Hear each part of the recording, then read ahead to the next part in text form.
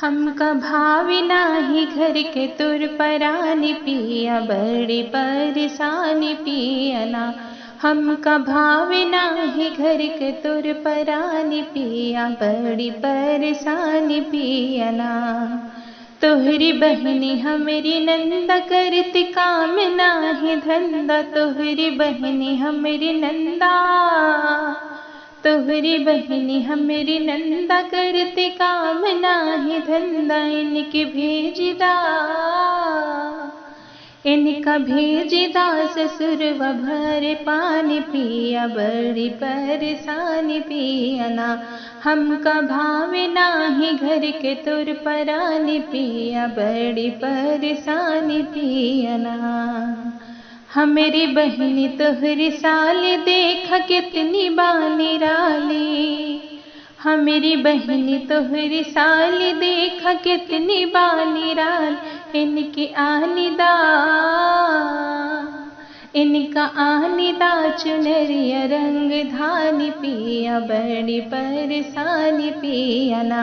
इनका आनिदा चुनरिया रंग धानी पिया, बड़ी परेशानी पिया ना।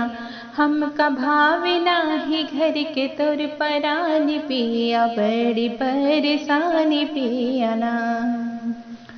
तोहरी अम्मा हमारी सासु मारता न बहे आंसू, तोहरी अम्मा हमारी सासु मारता न बहे आंसू। इनके नाही जलिया, इनके नाही जलिया अब मन मानी पिया, बड़ी परेशानी पिया ना। इनके नाही चलिया अब मन मानी पिया, बड़ी परेशानी पिया ना।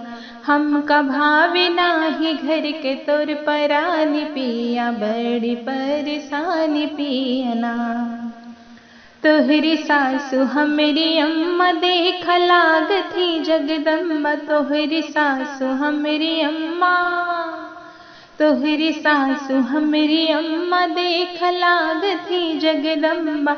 उनके पूजा करब मिलके दोनों परानी पिया, बड़ी परेशानी पिया ना।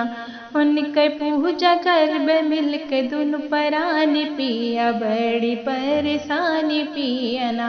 हमका भावे नाही घर के तुर परानी पिया, बड़ी परेशानी पिया ना। अगर आपको मेरे गीत पसंद आते हैं तो प्लीज़ मेरे चैनल को सब्सक्राइब अवश्य करें, वीडियो को लाइक एंड शेयर भी करें। बहुत बहुत धन्यवाद।